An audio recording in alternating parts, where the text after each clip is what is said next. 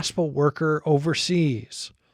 Early on in that process, he made a decision that following the Lord was worth any risk that his calling might bring. Just being prepared and knowing that the Lord is with you, whether you survive the process or not, but you got to be willing to put it on the line. So it's really basically training for martyrdom. It's like, Lord, if you want my life, you've got my life. Well, they can't kill me twice. I've already given my life to you, Jesus never promised his followers an easy path. In fact, he told his disciples that the world would hate them. He sent them out as sheep among wolves. Jesus' words came true in the life of the apostles, and they're still coming true today in the lives of his followers around the world. Join host Todd Nettleton as we hear their inspiring stories and learn how we can help. Right now on the Voice of the Martyrs Radio Network. Welcome again to the Voice of the Martyrs Radio. My name is Todd Nettleton. I am very excited about our conversation this week. I want to introduce you to one of my friends, one of my former professors. Dr. Mike Fullingham is a longtime professor at Oklahoma Wesleyan University, including teaching in the Persecuted Church Ministry program there. And so we're going to talk about that. We're going to talk about his missions career before he was a professor. If you go back to 1982, our family, I was 12 years old, my family moved to Papua New Guinea. Dr. Mike and his wife Barbara were also in Papua New Guinea about that same 4-year period. Our terms overlapped. In fact, at the Missionary Children's Hostel where I lived, my parents were the parents there at the hostel. Dr. Mike's son, Jeremy, was my roommate that first year there. He was 7, I was 12. Mostly we got along pretty well, I think. So, Dr. Mike Fullingham, welcome to the Voice of the Martyrs Radio. Thank you very much. I have great memories of when you and your family arrived in the highlands of Papua New Guinea. It's been a few years ago. It's been a long time ago, yeah. A little bit has happened since then. Yeah. Let's go back to the very beginning because we have people listening to this who are serving right now in gospel service overseas. We have some who are thinking about serving, maybe even in the preparation process. And I think we have some who God wants to go serve. Maybe they haven't heard that call or they haven't said yes to that call yet. Let's talk about that call in your life. And how did you hear that call? How did you make that decision? Okay, I'm going to pack up and leave America. And the Bible talks about the ends of the earth. You've been there. Alia is pretty close to the ends of the earth. How did God call you out of America to go there? I have reflected on that a long time.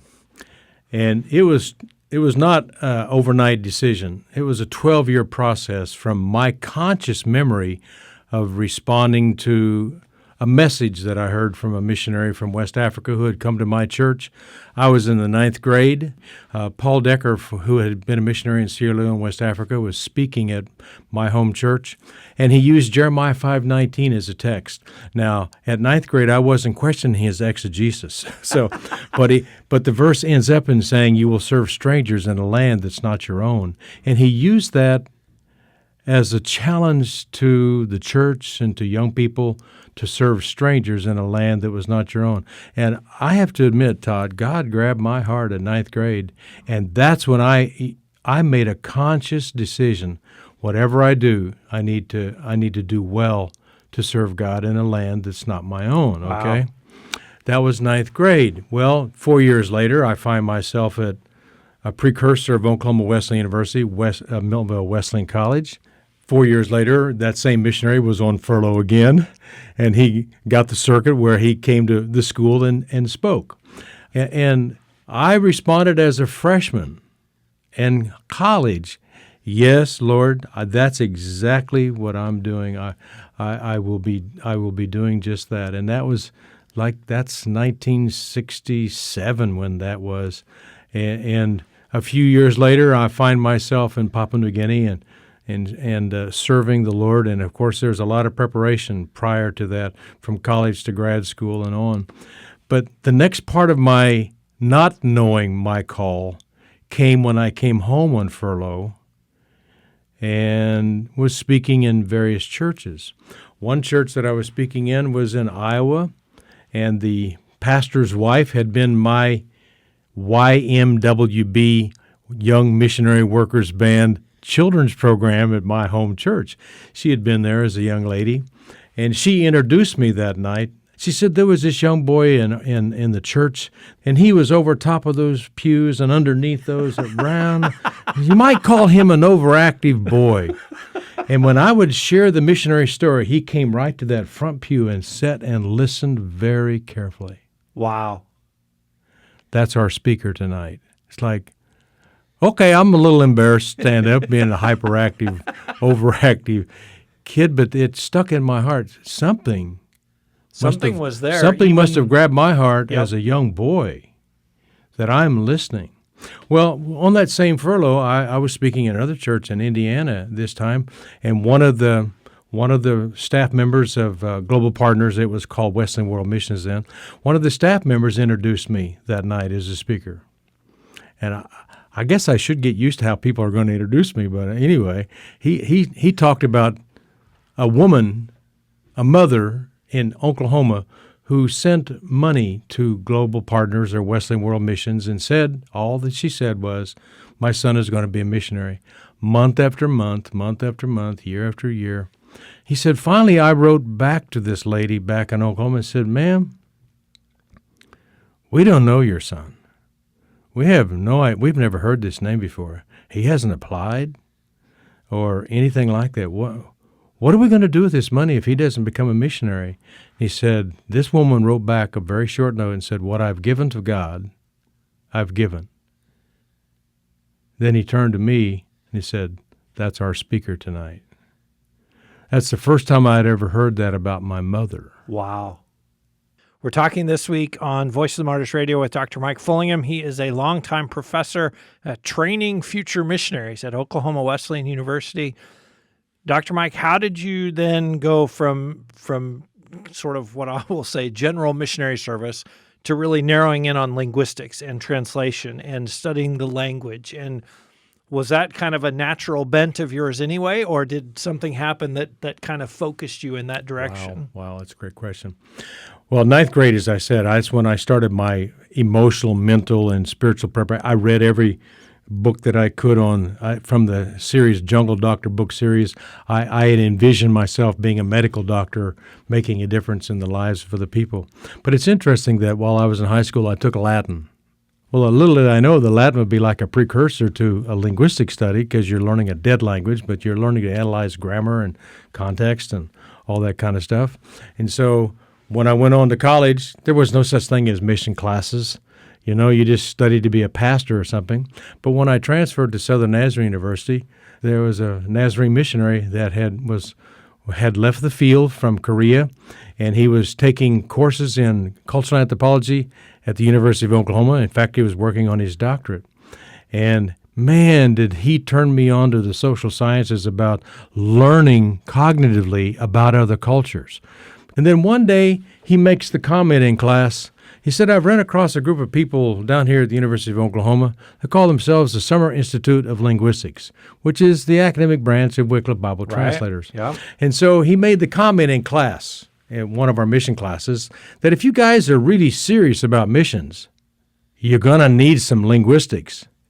So I found a way when I was pastoring a church in Oklahoma City, before ever going to New Guinea, would you let me go to summer school at the University of Oklahoma? I'm really trying to prepare for going to the mission field. I said, yeah, as long as you don't drop in any of your preaching. Well, I started taking linguistics. And I was not a bad student in school, but linguistics ate my lunch. Okay. It was so esoteric, jargon, lots of language that you can look up in a dictionary, and that word's not even in the dictionary because it's something specialized about language. And I was confused for about 6 weeks into that 10-week program. And that was putting doubt in me that I could ever be a missionary if I can't understand linguistics. And I just prayed one night, Lord, you've got to help me. I've never had difficulty in school. And that following Monday when I went to classes, and this was going to be my last week, I was quitting. I didn't want to be a failure, so I was going to quit. And the light bulb just came on in class. When the teacher said something, I raised my hand and I answered the question. And he said, you got it. How'd you know that? Well, I had been reading so many books on the side trying to figure out where this linguistics was going.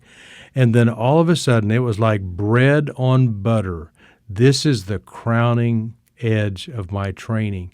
without language learning, you don't last long in the Right. field. And I think of us as we pray for gospel workers Yes. right now. Yes. That's one of the things we can pray. Lord, turn on the language for Turn on them. the language thing, because if they get through 4 years without being somewhat fluent, I'm going to say it's got to be at least a level 3 out of level 5. Level 5 would be fluent, native speaker, make jokes. That's your highest level of language learning, when you can make jokes. But if you get to a level 3, if you don't get to there, most likely you won't return, because it's embarrassing. How long you been here? And you know what's being referred to.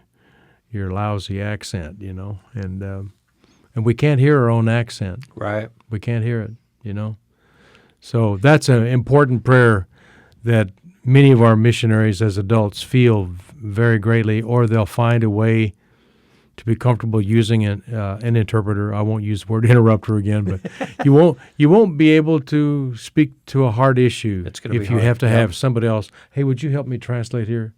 And you're just wanting it to be one-on-one with another person, and you bring in a third person. It's really challenging to do that. Yeah. Fluency is more than just being able to find a bathroom and buy your groceries. Coming to the point of having a spiritual heart conversation. What are your deepest needs? What are your deepest concerns? How can I pray for you? That's a lot more than, hey, where's your bathroom? I know. And so getting goes people deep. to that point, and it doesn't happen in 6 months. No, it does not. It does not. And so I think It's a lifelong process, Yeah. actually. let's talk about the adjustment for you coming home, because you came home to finish up your doctorate in linguistics Yes. with the complete understanding that you were, just as soon as that was done, you were back on a plane, back to Papua New Guinea. That didn't happen that way. Talk about that transition and talk about how hard it was for you, because I think part of your heart is still in Papua Oh, New Guinea. absolutely. Absolutely. Wow, where do you start with that saga? Between my 2 furloughs, so I served in Papua New Guinea for 8 years over an 11-year period. So from 75 to 79 was my first term. 79, 80, and 81, 82 was spent in grad school. I finished all of my coursework before going, and then I felt like I was home so long that I needed to get back to New Guinea. So we went back in 1982 through 86. But my professors at the University of Texas at Arlington felt like I would never come back and finish. I would just probably be an all but, ABD, all but dissertation. Finished it all, but you couldn't finish it really. But that was heavy over me as I went back to Papua New Guinea, and so I was bound and determined to finish my degree when I got back, which I did in 1987. I finished.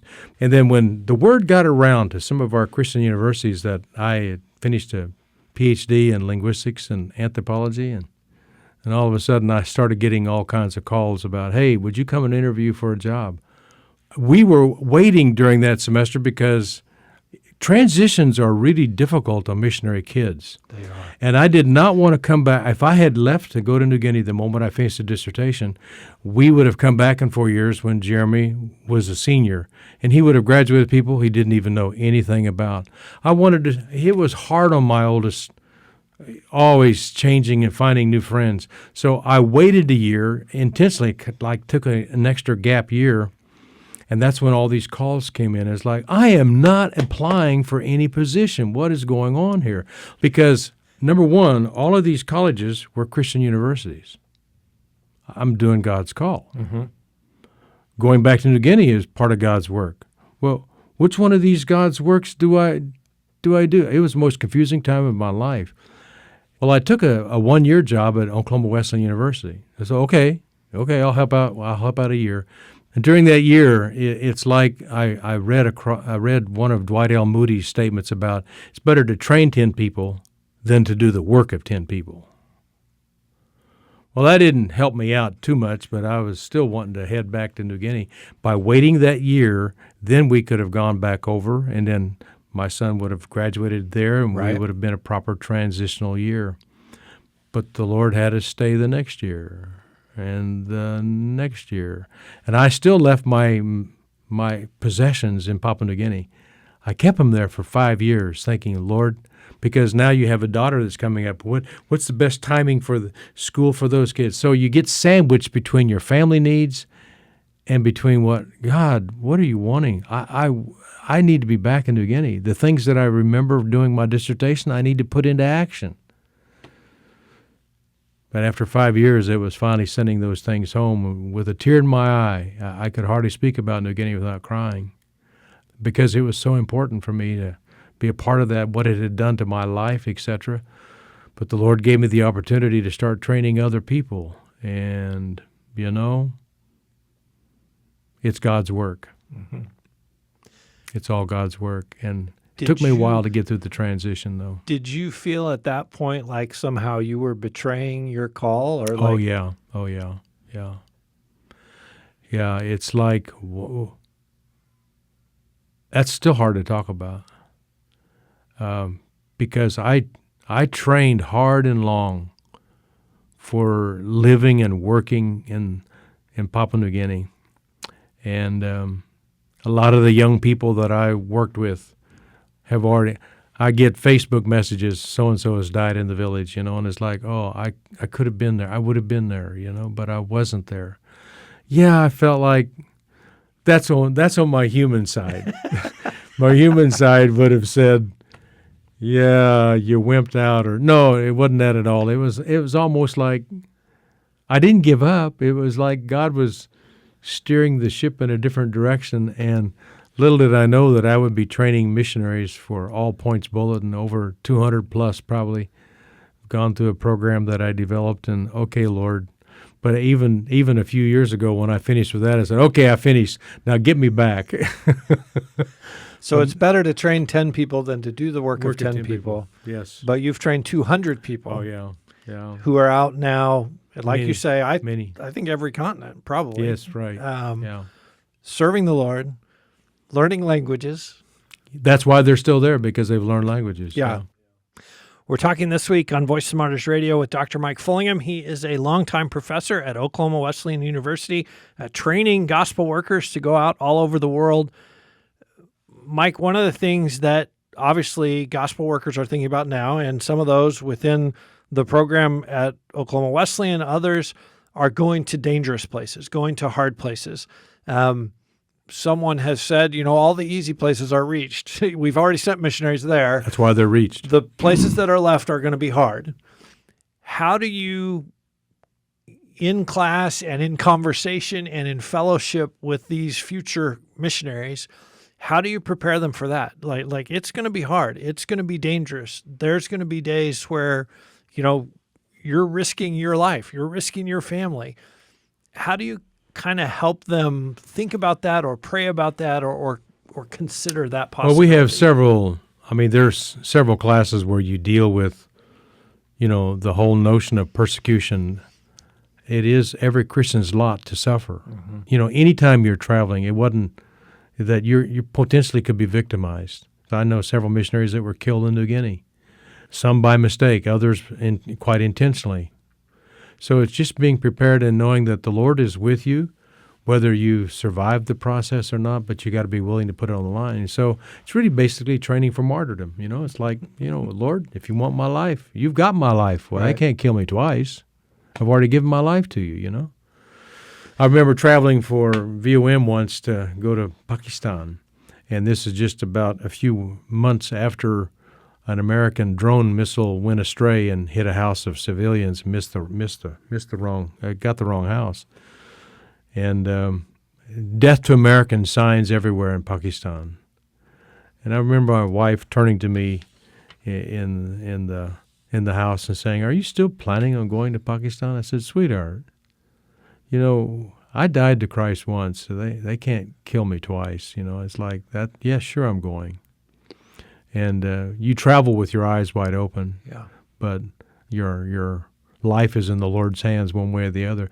But you got to work it out. So we do have students writing out their theology of suffering. How do they deal with it? What verses are you going to hold on to? And how to debrief things when you've been traumatized, and et cetera, et cetera. So there's a lot of mental health issues that you have to work through as well, too.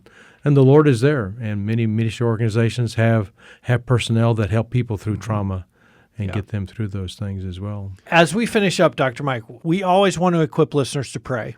Yes. You have talked about the fact that there's a lot of one-term missionaries. They go for one term and they come home for furlough and they never go back. How do we pray? How can you help us to pray for those serving in their first term right now? They're running headlong into culture shock, and they're in the depths of trying to learn language and feeling like a failure. And maybe their kids are having a hard time adjusting to the school and a new language and a new everything. You were there. It's been a while ago, but you were there. You were that young family making an adjustment to Papua New Guinea. How do we pray for those first-term missionaries?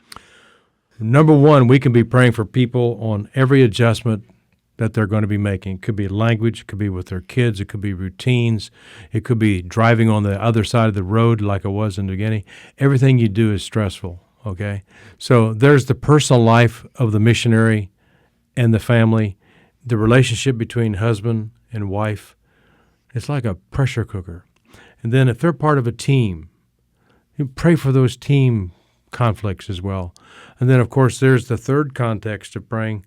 Lord, as they develop relationships with nationals, help the people that they're there to help these missionaries to drink coffee in the right place, find the right person to talk to, help those divine appointments. Wherever your routine is taking you, help them to have meaningful interactions and develop friendships. And it's not always easy for people in local cultures. How many foreigners are our friends here in this culture? Are you ready to go up to somebody that doesn't quite speak your language really well and say, hey, do you need some help? Or, well, that's the point. You're expecting a stranger in their country, a foreigner, come up and develop a relationship with you, a foreigner, can't even speak their language properly? Well, pray for those divine appointments that somebody would be intrigued by, hey, I see you need help. What can I do for you, And so I think in those three areas of personal life, inner mission, and the people themselves. So, yeah. You've talked about in your own life the sense of calling that you had. I think that's one I would add to your list is just pray for them to have that strong sense of calling. That and not abandon that calling. This is what God has called me to do. That's right. Yes, it's hard. Yes, today was terrible, but this is what God called me to do. That's right. Let's talk now about praying for they're past that first term. Maybe they've been there 20 years. Maybe they speak the language like a champion. That's great. How do we keep praying for them after they're over some of those kind of initial hurdles, and now it's kind of regular life? I think one of the greatest things is the changing role of a missionary. I think when maybe if they're on the field 20 and 30 years, that puts them back in the 90s when they went to the field, and maybe they were into church planting and developing that. But now you've got a whole team around you of nationals. So making that transition, you don't have to be front and center for everything that goes on. Enable people, be a facilitator, be a coordinator, rather than having to be front and center. You don't need to serve on every committee, and get your opinion known. It's like you listen to local leadership, maybe learn from them as well, and there's never an end to stopping learning language.